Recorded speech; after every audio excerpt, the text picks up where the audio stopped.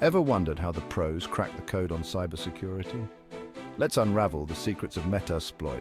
Metasploit is the Swiss Army knife of penetration testing.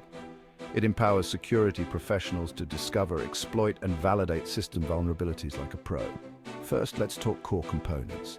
Metasploit includes exploits. These are your attack's targeting vulnerabilities.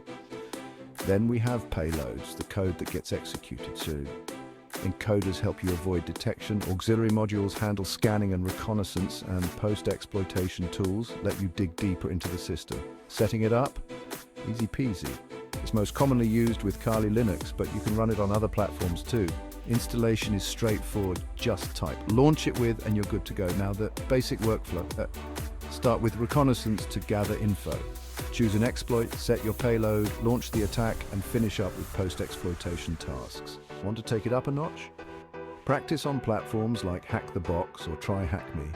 Use MSF Venom to create obfuscated payloads, or try pivoting within networks for advanced techniques. Whether you're a beginner or a seasoned pen tester, Metasploit is a must-have in your toolkit.